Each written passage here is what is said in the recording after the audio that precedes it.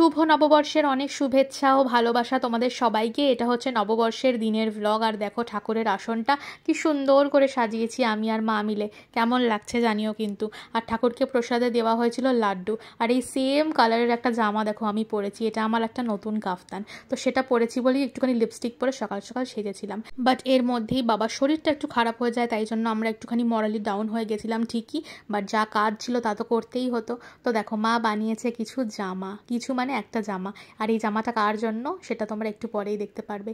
আর আমিও পরে নিয়েছি একটা নতুন জামা, আর তার সাথে পরেছিলাম নতুন কানের দুল। আর এই জামা কাপড় পরেই আমরা চললাম আরেকজনকে জামা দিতে।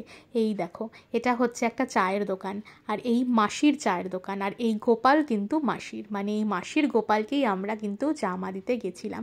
আর সেই মায়ের বানানো জামা পরে তাকে কি সুন্দর লাগছে, তাই না? কি বলো?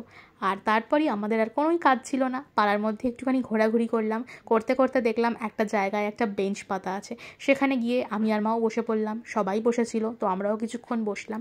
আর তারপর এই ভিড়টা দেখো, এটা কিসের ভিড় বলো তো? এটা হচ্ছে হালখাতার ভিড়। মানে দোকানে যারা কোনোদিন কিছু কেনেনি তারাও দাঁড়িয়ে পড়েছে ফ্রিতে আইসক্রিম খাবে বলে, কারণ ওখানে আইসক্রিম দিচ্ছিল। আমারও খেতে ইচ্ছা করছিল, বাট আমরা ওই চক্করে নেই। আমি আর মা রিক্সা করেই যাচ্ছি এখন বাড়ি। আর সুন্দর হাওয়া দিচ্ছিল, আর মা আনন্দে নাচছে। ভালোই দিনটা কাটলো আজকে, ভালো মন্দ মিলিয়ে।